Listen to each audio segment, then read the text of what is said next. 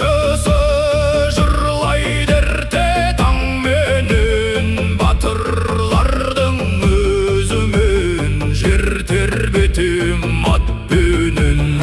О, ата-бабам, естисің бе, жаның даламда ізіңді айды домбыра үні.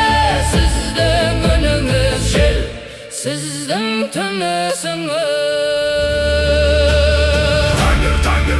Тәңір, мәңгілік дала, мәңгілік жұлдыз, мәңгілік халқым, менің жаным.